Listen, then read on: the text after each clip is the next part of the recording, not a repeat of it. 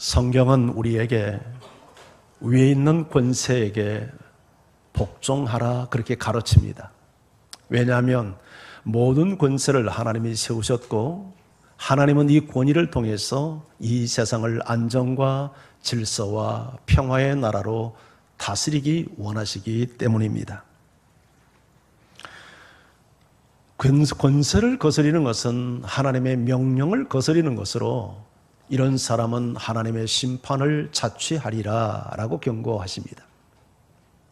실제로 우리 구약에 보면 모세의 누이였던 미리암이 동생 모세가 결혼한 문제를 가지고 마음에 들지 않았던지 비방을 했습니다. 그 권위에 도전했습니다. 그런데 하나님이 그러한 미리암의 행위를 기뻐하지 않습니다. 그래서 나병으로 치시죠. 고라의 일당들이 그들도 레위의 후손들입니다만은 이 모세의 권위 앞에 대적을 합니다. 그때 하나님께서 땅을 입 벌려 그들을 삼키게 하심으로 그들을 심판하셨습니다. 이러한 일들을 통해서 하나님은 우리에게 권위를 존중할 것을 가르쳤고 권위를 대적하는 것이 하나님을 대적하는 행위임을 가르치셨습니다. 성경은 가정의 권위에서 국가의 권위에 이르기까지 하나님이 세운 모든 권위를 존중하며 그 권위 앞에 복종할 것을 가르칩니다. 특히 우리의 가정은 인간이 태어나서 최초로 권위를 배우는 최초의 학교입니다. 가정에서 부모를 통해 권위를 배우지 못한 자녀는 건강한 사회생활을 하기 어렵습니다. 왜냐하면 세상은 권위로 만들어진 틀 속에 잡혀 있습니다. 그런데 자꾸 권위와 충돌하고 권위와 갈등을 일으키면 본인 또한 행복한 삶을 살기가 어렵겠죠. 그래서 우리 가정에서 무엇보다도 최초로 아내가 남편을 존중하고 그 권위에 복종함으로 우리 자녀들에게 권위를 가르치는 엄마들이 되어야 합니다. 할렐루야. 나아가 이 권위를 갖고 있는 권위자들은 이 권위가 하나님으로부터 왔음을 인정하며 하나님의 마음과 뜻을 살펴서 이 권위를 건강하게 사용할 줄 알아야 합니다. 이 권위를 가지고 남용을 한다든지 이 권위를 가지고 자신의 욕망을 채우는데 오용을 하면 하나님이 기뻐하지 않을 뿐만 아니라 그 권위자를 치시기도 합니다. 그런데 우리에게 한 가지 질문이 있습니다. 거기까지는 다 인정을 하겠는데 우리 삶의 현장에 보면 도무지 존중할 수 없고 복종하기 힘든 악한 권위들이 있습니다.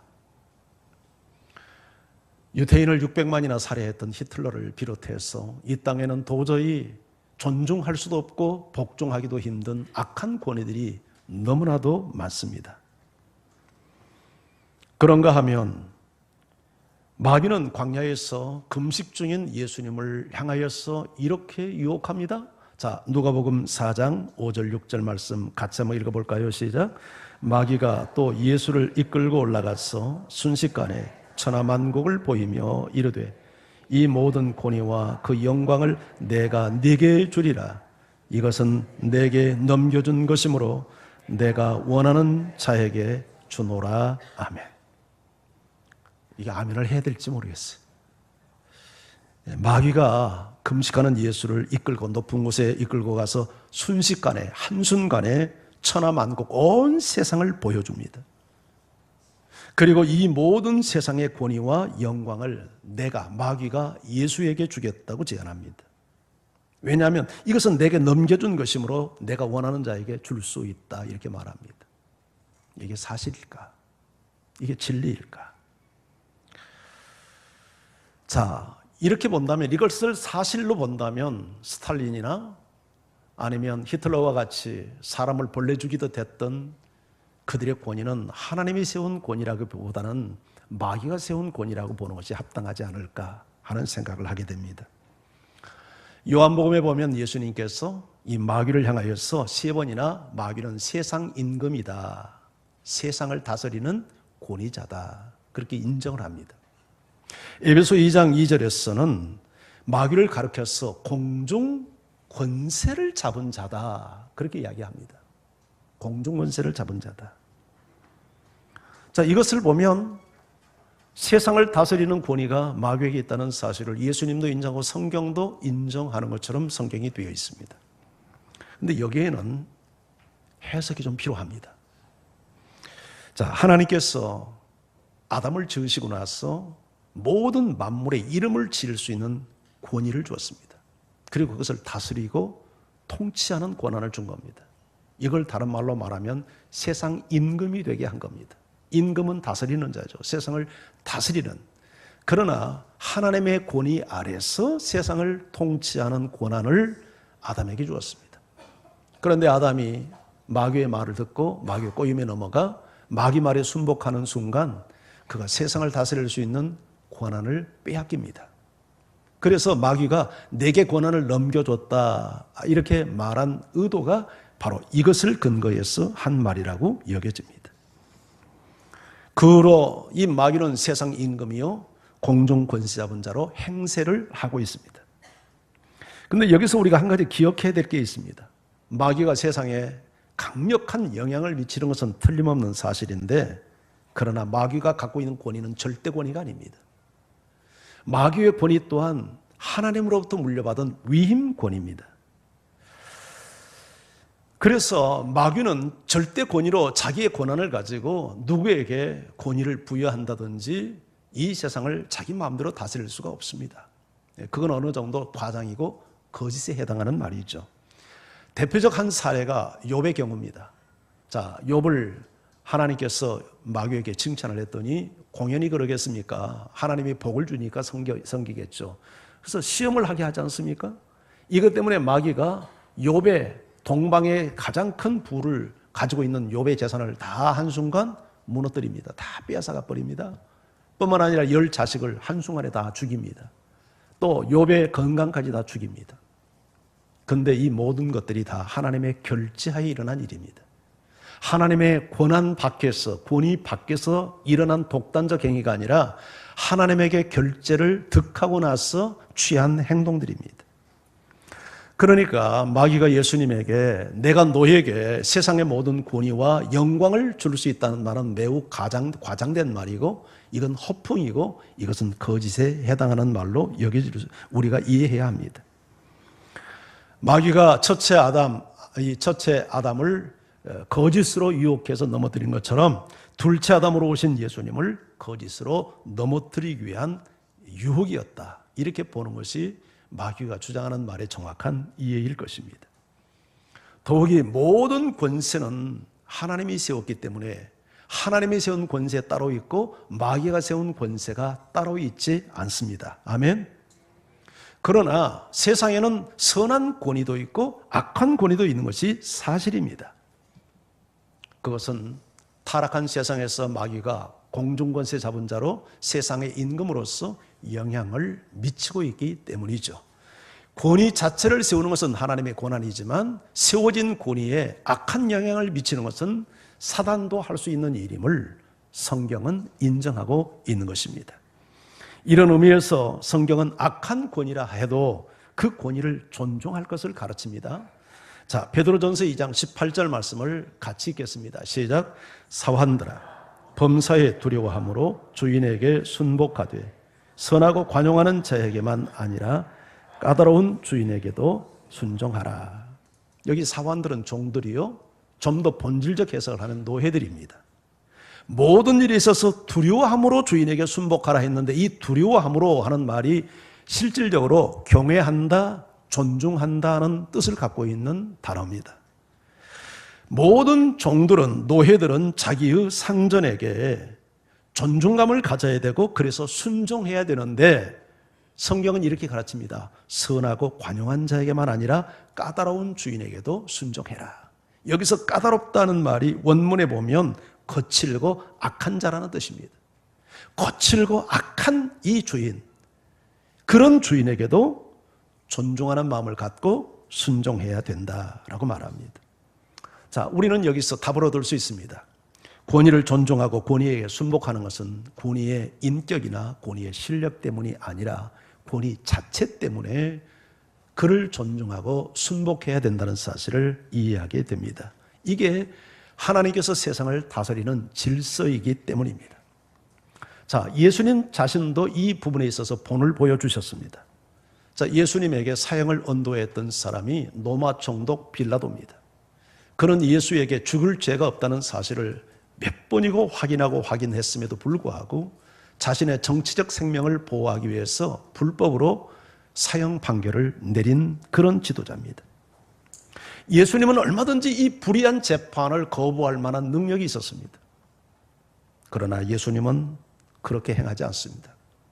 순수히 그는 빌라도의 불법 재판을 순응하고 십자가를 집니다.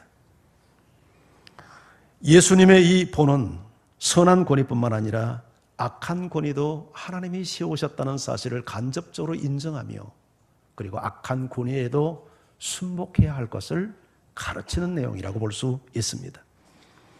성경은 이 외에도 악한 권위를 하나님이 세웠다는 부분들을 인정합니다. 자, 예레미야 25장 9절 말씀을 같이 한번 읽겠습니다. 시작. 보라, 내가 북쪽 모든 종족과 내 종 바벨론의 왕 느부갓네살을 불러다가 이 땅과 그 주민과 사방 모든 나라를 쳐서 진멸하여 그들을 놀램과 비웃음거리가 되게 하며 땅으로 영원한 폐허가 되게 할 것이라 여호와의 말씀이니라. 그렇다면 내가 이 주어는 누구일까요? 누굽니까? 여호와죠. 여호와의 말씀이니까. 여호와 아닙니까? 자, 여호와께서 무슨 일을 하겠다고 합니까? 북쪽 모든 종족과 그리고 또 내종 바벨론 왕 느부갓네살을 불러다가 어떻게 하겠다는 거예요? 이 땅과 그 주민 그리고 또 사방 모든 나라를 쳐서 진멸하겠대요. 여기서 이 땅과 그 주민은 이 땅은 어디 땅입니까? 유대 땅입니다. 이스라엘 하나님의 그 주민은 누굽니까? 하나님의 백성들입니다. 자, 그들을 쳐서 진멸하겠대요. 왜 그랬을까요? 하나님의 심판이죠. 그런데 심판을 위해서 누구를 사용하겠다고요? 북쪽 모든 종족과 바벨론 왕 느부갓네살인데 하나님께서 느부갓네살을 호칭을 어떻게 부릅니까? 내 종, 내 종이라고 부릅니다. 여러분, 하나님께서 바벨론 왕, 이 악한 왕을 내 종이라고 부른 것은 그도 하나님이 쓰신 도구라는 얘기죠. 자, 한 예반 더 들어볼까요? 출애굽기 9장 16절 말씀을 읽습니다. 시작. 내가 너를 세웠음은 나의 능력을 네게 보이고 내 이름이 온 천하에 전파되게 하려 하였습니다. 자, 여기서 주어 내가는 누구일까요? 하나님입니다. 그렇다면 너는 누구일 것 같습니까? 예, 바로 애굽 왕 바로입니다. 애굽 왕 바로는 선한 왕입니까? 악한 왕입니까? 악한 왕입니다. 하나님의 백성들을 400년 넘게 억류해서 노예로 삼고 일전 한 푼 돈을 주지 않고 아주 포악한 왕입니다. 채찍질하고 인권을 유린하는 악한 왕입니다. 그런데 하나님께서 바로에게 뭐라고 말합니까? 내가 너를 세웠다. 바로를 누가 세워요? 하나님이 세웠어요. 그 악한 권위자를 하나님이 세웠어요. 이유가 뭐예요? 왜 세웠죠? 나의 능력, 하나님의 능력을 바로에게 보이고 하나님의 이름이 온 천하에 전파되게 하는 도구로 쓰기 위해서 악한 왕 바로를 하나님이 세웠다 하는 말씀이에요. 자, 이래서 잠언 16장 4절은 이렇게 결론을 맺습니다. 자, 같이 읽어볼까요? 시작. 여호와께서 온갖 것을 그 쓰임에 적당하게 지으셨나니 악인도 악한 날에 적당하게 하셨느니라. 자, 하나님은 모든 온갖 것을 그 쓰임에 적당하게 지으셨는데 이런 의미에서 악인도 악한 날을 위하여, 즉 이것은 하나님의 심판을 위하여 적당하게 지으셨다, 이런 말이죠. 자, 우리는 동의하고 싶지 않습니다. 이 세상에 끔찍할 정도로 악한 왕들, 악한 권위자들이 많은데 과연 이들도 하나님이 세웠는가? 성경은 그들도 하나님이 세웠다고 말씀합니다. 자, 성경이 아까 베드로전서 2장 18절에 종들아 너희 상전을에게 순종해라 이렇게 했는데 그 사환들, 그 종들은 정확히 말하면 노예들입니다. 여러분, 성경시대의 사환, 성경시대의 종들은 노예예요. 슬레이브입니다. 자, 그런데 이 노예들의 삶이 얼마나 비참했는가 하는 것은 우리가 2000년 전에 역사와 문화를 잘 모르니까 명확하지 않지만 우리가 이해할 수 있는 방법은 있습니다. 얼마 전에, 그러니까 지난 2014년도 미국에서 만든 영화 가운데 노예 12년이라는 영화가 있었어요. 근데 이 영화는 1840년대 미국 사회에서 실질적으로 일어난 실화를 바탕으로 해서 만들어진 영화입니다. 그때 아브라함 링컨에 의해서 이미 미국은 노예 해방을 선언했어요. 북쪽에서는 다 노예 해방을 선언했는데 남쪽 농경지대 일손이 많은 남쪽에서는 그걸 거부하는 상황이었습니다. 그래서 이 노예 매매가 이게 불법인 사회에서 북쪽의 흑인들을 잡아다가 남쪽에 파는 불법 매매들이 성행했었어요. 이 주인공 12년 동안 노예 생활을 했던 사람은 그 한 사례에 해당했던 사람입니다. 근데 그 영화에 보면 저게 지금으로부터 180년 전 미국 사회에서 일어난 노예들의 삶이라고 도저히 믿어지지 않을 정도로 끔찍합니다. 짐승도 그렇게는 못할 정도로 노예들의 삶에 아주 처참하고 참담 그 자체였어요. 그러면 2000년 전 인권이 무엇인지도 모르는 그 사회 속에 거의 전쟁의 포로들이 와서 있던 그들에게 여러분 노예의 삶이 어떠했으리라고 하는 것은 우리가 가히 짐작해낼 수 있을 것입니다. 그런데 바울은 이런 노예 형제들을 향하여서 주인에게 순복해라 그렇게 가르칩니다. 마치 노예 제도를 인정하는 듯한 발언이지 않습니까? 자, 그렇다면 성경은 노예 제도를 인정하는가? 그렇지 않습니다. 노예 제도는 악법입니다. 성경은 노예 제도를 인정하지 않습니다. 그런데 왜 저항하라 가르치지 않고 순복하라 가르쳤을까요? 이것은 두 가지 이유 때문입니다. 하나는 권위 아래에 있는 사람이 어떤 형태로든지 간에 권위 위에 있는 것은 하나님의 질서입니다. 이런 질서 차원에서 주인에게 순복할 것을 가르쳤고, 두 번째 더 중요한 이유가 하나 있는데 그게 힘없는 노예 자신들을 보호하는 길이었습니다. 여러분, 노예들의 저항은 이 시대만 있는 게 아니었습니다. 과거에도 있었고 그 당시에도 수많은 노예들의 저항이 있었습니다. 그러지 않겠습니까? 어떻게 하나님의 형상으로 지음받은 사람이 강제로 끌려와서 그런 유린을 당할 때 어떤 사람이 고분고분할 수 있겠습니까? 그런데 역사 속에 나타난 노예들의 저항은 대부분 거의 10중 8구 노예들의 패배로 끝났고 처참한 죽음과 이런 형벌로 끝이 났습니다. 이런 사실을 잘 알고 있는 이 바울은 이런 의미에서 노예들을 보호하기 위한 아마 이 고륙지책으로 아마 가르치는 교훈일 수도 있다 그렇게 여겨집니다. 근데 실질적으로 이 방법이 성경적인 방법이라는 게 증명이 됐습니다. 바울 당시 그 당시에도 많은 노예들이 끌려왔고 사실 로마 사회에는 거의 5분의 3이 노예라고 할 정도로 노예가 많았습니다. 완전 전쟁으로 이 정복한에서 세운 나라가 로마 사회였기 때문에 많은 노예들이 있었습니다. 제가 옛날 한번 그 터키에 그 성지순례를 가서 깜짝 놀란 게 하나 있었어요. 로마 시대에 이 지어진 건축물들이 지금도 그대로 보존되어 있는 건축물들이 있습니다. 그런데 그 건축물들이 100%가 석조 건물입니다. 그렇기 때문에 보존이 가능했겠죠. 근데 그 석조 건물 기둥의 높이가 아마 우리 여기 저기 예배당 천장 높이 정도 될 겁니다. 이게 장정 두 사람이 이렇게 팔을 버쳐야 안아야 될 정도로 그런 원기둥을 그게 다 어떻게 만들었냐면 노예들을 통해서 만든 겁니다. 그러면 노예들의 삶이 어떠했다는 것을 대충 짐작이 되지 않습니까? 아마 평생 어떤 노예는 기둥 하나를 따듬다가 아마 죽는 노예도 있었을 것입니다. 근데 그러다 보니까 저항이 일어날 수밖에 없죠. 그런데 예수 믿는 노예들은 예수를 모르는 노예들과 달랐습니다. 정말 마음으로 상전을 존중하고 눈 가림하지 않고 그리고 순복할 줄 알고 이런 모습을 보면서 놀란 것은 주인들이었습니다. 교회를 다니고 예수 믿는 노예들은 예수를 믿지 않는 노예들에 비해서 주인을 대하는 태도가 확연히 다른 것을 보며 예수에 대한 관심을 갖기 시작을 합니다. 도대체 예수는 누구인가? 예수는 누구인데 사람을 변화시키는가? 그런 충격을 받으면서 주인들 가운데 암암리의 예수를 알고자 하는 운동들이 일어납니다. 그리고 그러다가 예수를 믿고 그러다가 노예를 형제로 대하고 자유를 선포하고 그것이 발전해서 노예 해방에 이르는 역사가 일어납니다. 바울의 가르침은 성경적입니다. 이것이 노예들의 운명을 바꾸었고 세상을 바꾸는 위대한 힘이 되었습니다. 자, 오늘 본문 말씀으로 들어가 보겠습니다. 오늘 이 말씀은 하나님의 사람 다윗이 악한 권위자 사울을 어떻게 대했는가를 우리에게 소개하면서 오늘 이 땅에 살아가는 우리도 선하지 못한 악한 권위자를 어떻게 대해야 하는가를 가르치는 내용입니다. 자, 사울과 다윗의 관계. 사울은 이스라엘의 왕이었고 다윗은 그의 신하였습니다. 사울은 그의 장인 어른이었고 다윗은 그의 사위였습니다. 그런데 왕이 신하를, 그것도 국가를 위기에서 건진 공로자를 죽이려 합니다.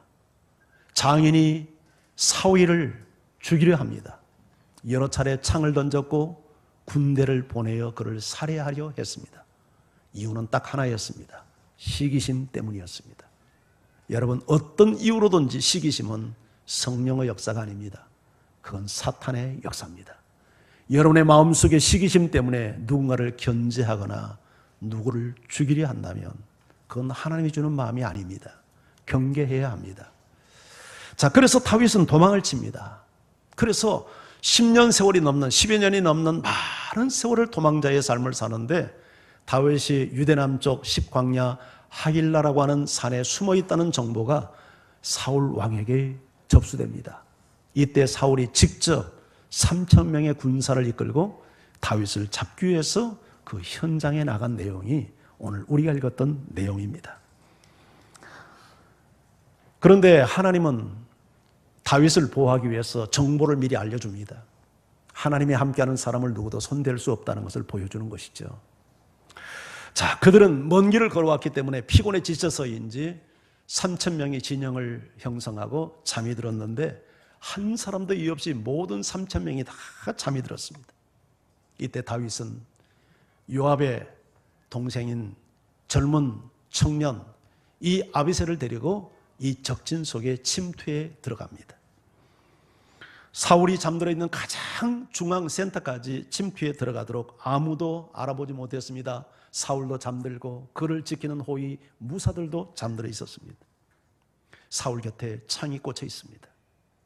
이때 아비사가 다윗에게 말합니다. 하나님께서 당신의 원수를 갚을 기회를 허락하셨습니다. 당신의 손에 사울을 넘기셨습니다. 청하노니 나로 사울을 죽이게 하소서. 2번 찌를 것도 없나이다.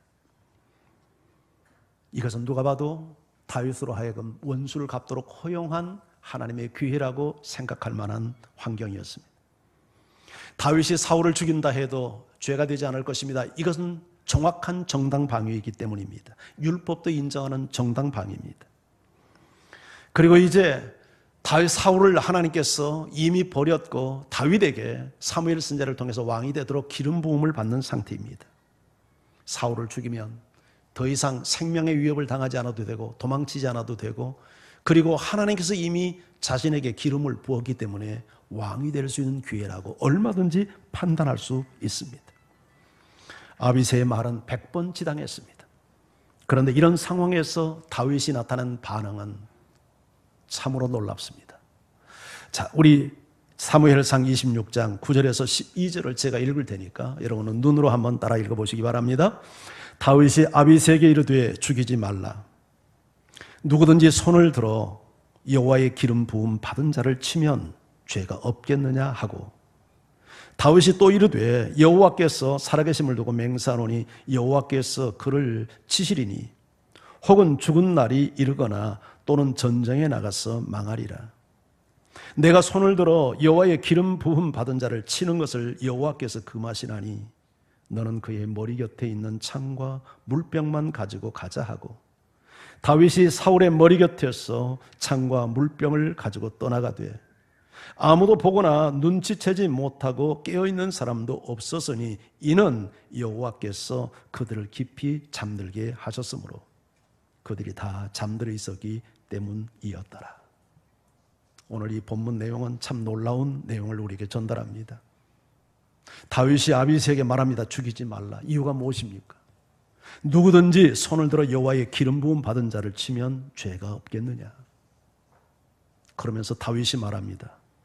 여호와가 살아계신다.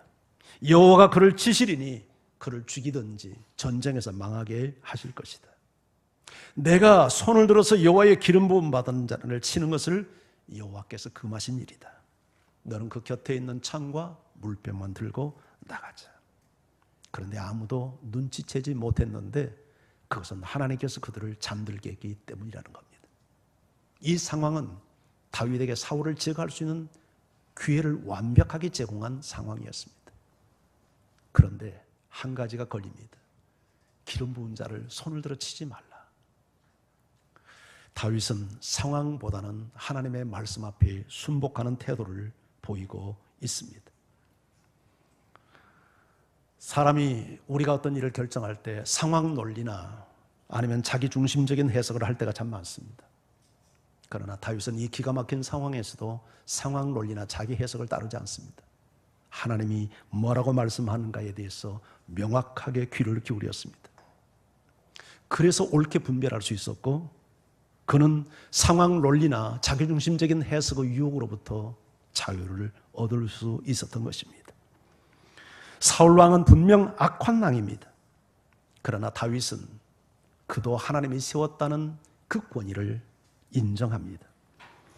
권위자의 악행에 대해서 내가 아닌 하나님이 심판할 것을 그는 겸손히 하나님께 맡겨드립니다. 다윗도 사람이었기 때문에 어찌 감정이 없었고 갈등이 없었겠습니까? 그러나 끝내 그는 자신의 감정보다 또 세상이 요구하는 어떤 상식보다 그는 하나님의 말씀을 존중하며 따랐습니다. 그것은 진정 다윗에게 하나님의 권위를 존중하는 마음이 있었기 때문입니다. 우리도 세상을 살아가면서 수많은 권위들을 만납니다. 가깝게는 가정에서, 멀리는 국가에서까지 우리는 요소요소에서 권위를 만납니다. 그런데 선한 권위도 만나지만 도저히 동의할 수 없는 악한 권위들을 만납니다.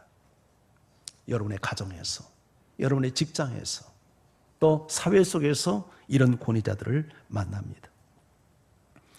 그런데 여기 한 가지 기억해야 될 게 있습니다. 다윗이 그가 기름 부음을 받고 나서 경험했던 최초의 경험이 뭐냐면 악한 권위자를 섬기는 일이었습니다. 이건 하나님이 허용된 기회 아닙니까? 자신이 원해서가 아니라 그런 자신의 상황과 상관없이 사울왕을 섬길 수밖에 없는 상황 앞에 서게 됐습니다. 하나님이 허용하신 기회입니다. 왜 하나님께서 다윗으로 하여금 이 악한 왕을 섬길 수 있는 그 악한 왕의 권위 아래 있게 했을까요?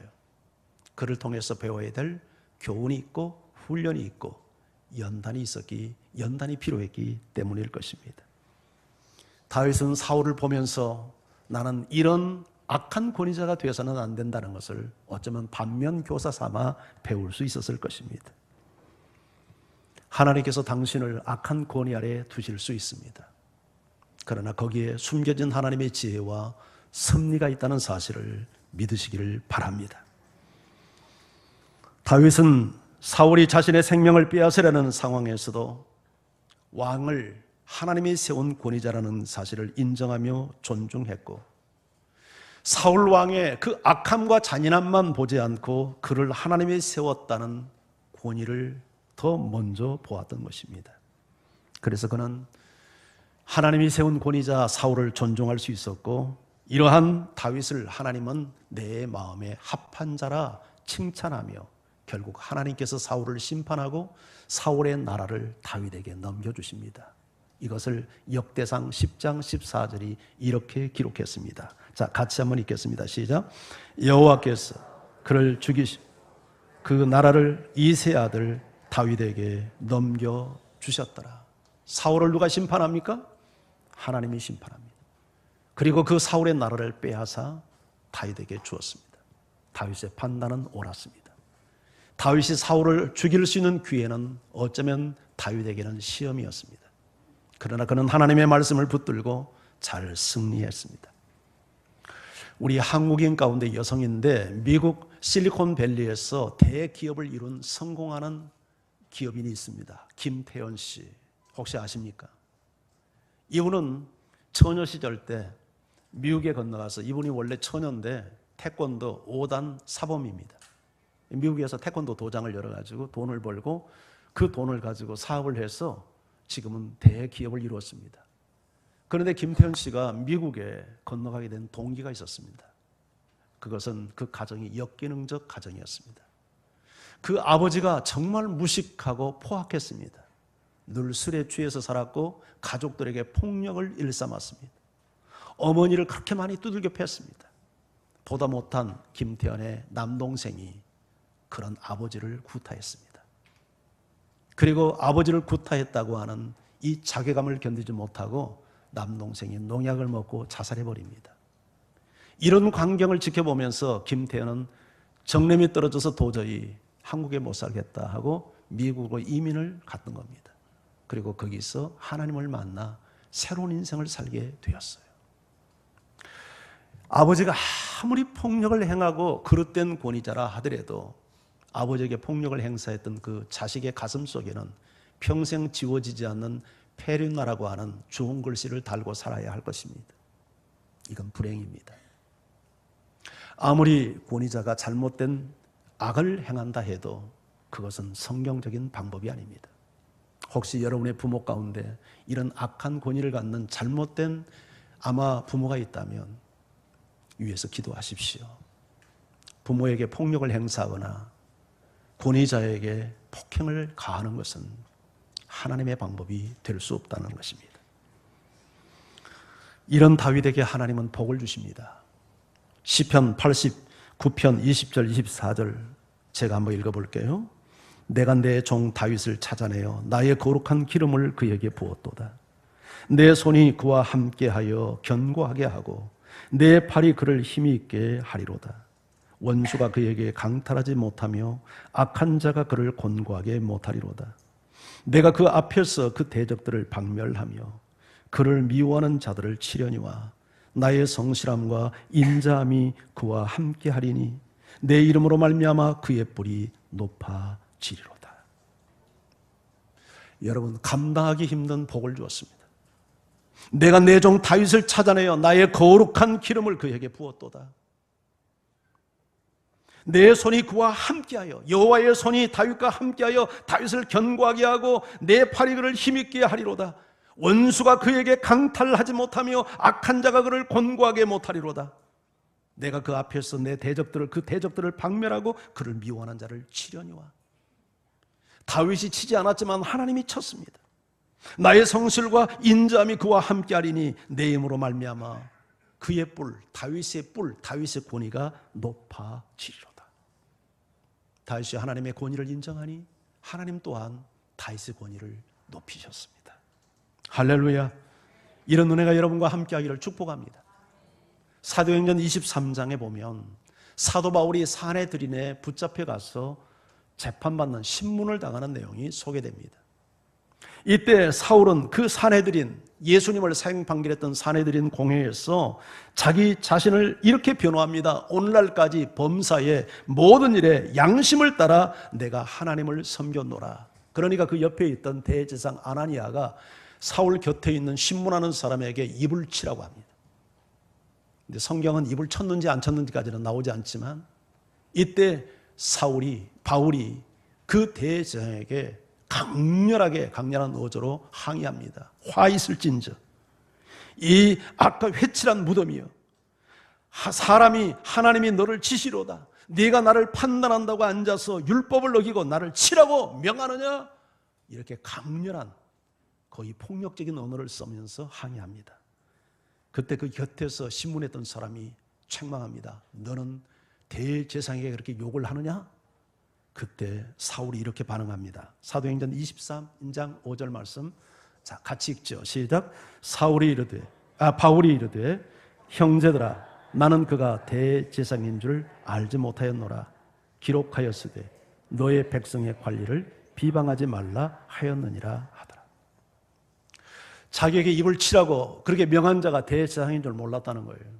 그래서 내가 잘못됐다는 것을 성경까지 인용을 해가면서 사과를 합니다. 기록되었으되 너의 백성의 관리를 비방하지 말라. 성경에 말했는데 내가 실수했군요. 내가 몰라서 그랬습니다. 미안합니다. 이것이 바울이 가졌던 권위에 대한 태도였습니다. 오늘날 이 유튜브나 이런 인터넷 들어가서 보면 대통령을 욕하는 사람들이 굉장히 많습니다. 뭐 어떻게 다 똑같은 생각을 가질 수 있겠습니까? 아마 여러분 가운데도 정치적인 사상이나 또 대통령이 하는 것이 잘한다 인정하는 분도 있겠지만 못한다 생각하는 분들도 있을 겁니다. 그건 하나님께서 우리 각자에게 주시는 뭐 어떤 정치적인 견해나 사상에 따라서 그런 생각을 가질 수 있어요.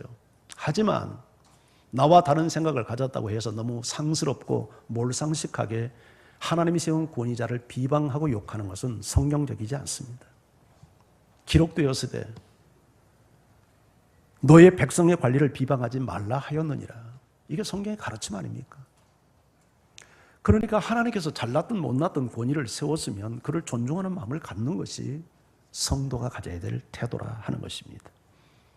베드로 사도는 이렇게 말합니다. 베드로전서 2장 17절 같이 읽죠. 시작. 형제를 사랑하며 하나님을 두려워하며 왕을 공경하라. 세 가지 명령이죠. 첫째는 뭡니까? 형제를 사랑해라. 두 번째는요, 하나님 두려워해라. 세 번째는요, 왕을 공경해라. 근데 베드로가 이 편지를 쓰고 있을 때 유대 왕은 누구였냐면 헤롯 아그리빠였습니다. 이 헤롯 아그리빠는 야고보를 칼로 죽였고 베드로 자신도 죽이기 위해서 붙잡았던 왕입니다. 그런데 물론 유대 형제들에게만 말하지 않고 여러 핍박을 인해서 흩어진 형제들에게 베드로전서를 쓰고 있지만 유대 형제들도 해당되죠. 그들에게 왕은 누굽니까? 헤롯 아그리빠, 아주 악한 왕입니다. 그런데 왕을 공경하라, 존중하라, 하나님을 대하듯 왕을 대하라, 그렇게 베드로가 가르치고 있다는 사실입니다. 아마 여기까지 설교를 듣는 여러분 가운데는 한 가지 갈등이 일어날 수 있습니다. 자, 그렇다면 왕이 나에게 불합리한 명령을 할 때도 내가 순종해야 됩니까? 하는 질문입니다. 여기에 대해서 성경은 아니라고 말합니다. 하나님이 세운 모든 권위를 존중하는 태도를 가질 수 있지만 그 명령이 불합리하고 폭력적이고 악을 행하고 더욱이 하나님의 명령을 거스리는 충돌된 명령을 할 때 우리는 그 명령을 거부할 수 있는 자유를 성경이 가르치고 있습니다. 그 대표적인 예가 출애굽기에 나오는 사건인데 애굽왕 바로가 히브리 산파들에게 이스라엘의 여자들이 남자아이를 낳으면 다 죽이라고 명령합니다. 근데 히브리 산파들이 하나님을 두려워하여 왕의 명령을 따르지 않습니다. 그러더니 하나님께서 히브리 산파들에게 복을 주었어요. 그러니까 이것을 보면 왕의 명령이라고 무조건 따를 게 아니라 그 명령이 진정한 권위자인 하나님의 명령과 충돌될 때에는 거부할 수 있다는 것을 가르치는 것 아닙니까? 다니엘의 세 친구 사드락 메삭 아벳느고는 공부를 해서 여러분 바벨론 사회에서 상당히 고위직에 올랐습니다. 우리로 말하면 전체 3급 공무원 이상 다 모아놓고 그 왕이 만든 금신상 우상 앞에 엎드려 절하게 했습니다. 그런데 이 세 친구는 절하지 않았죠. 이 소문이 왕에게 들어갔습니다. 왕은 진노했습니다. 현장을 직접 참관하며 자기 앞에 신문하게 했습니다. 이제라도 너희들이 신상 앞에 절하면 살려주겠거니와 그렇지 않으면 저 풀무불 속에 집어넣겠다. 왕의 명령 앞에서 끝내 다니엘의 세 친구는 그 명령을 따르지 않습니다. 이유는 딱 하나입니다. 더 높으신 하나님의 명령과 충돌된 명령이기 때문입니다. 우상에게 절하지 말라는 명령을 거역할 수 없었기 때문에 그래서 풀무불 속에 들어갑니다. 물론 하나님이 살리셨지만 이런 원칙을 정해보면 우리가 권위자의 모든 명령을 다 따라야 되는 것은 아닙니다. 그 명령이 하나님의 명령과 충돌된 명령일 때 우리는 거부할 수 있고 거부해야 합니다. 그러나 이때도 지켜야 될 원칙이 있습니다. 권위 자체를 거부하는 태도를 가져서는 안 된다는 것입니다. 권위자의 잘못된 명령은 우리가 보이콧할 수 있지만 그 권위 자체까지 보이콧을 하는 태도를 가져서는 안 된다 하는 것이 우리에게 가르치는 성경의 가르침입니다. 그것은 진정한 하나님의 권위를 인정하기 때문입니다. 이런 사람에게 하나님은 복을 주어서 그 권위를 높이실 것이며 그를 통해서 일하실 줄 믿습니다. 이런 은혜가 여러분과 함께하기를 주의 이름으로 축원합니다. 우리 같이 찬양합니다.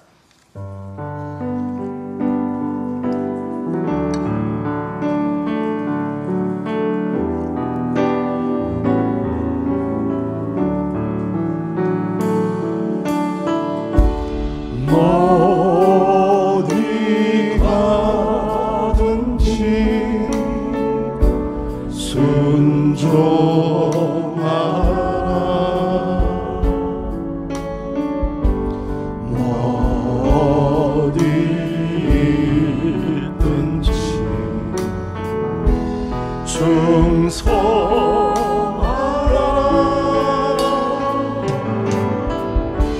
주 너의 하나님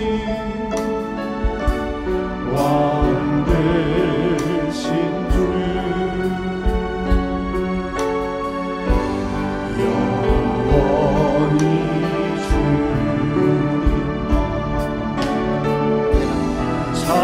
찬양하라. 나 어디 가든지 나 어디 가든지 주님께 순종하리. 나 어디 있든지 나 어디 주님께 충성하리. 주 나의 하나님 왕 되신 주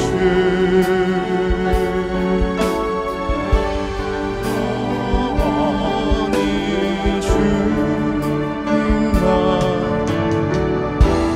찬양하리.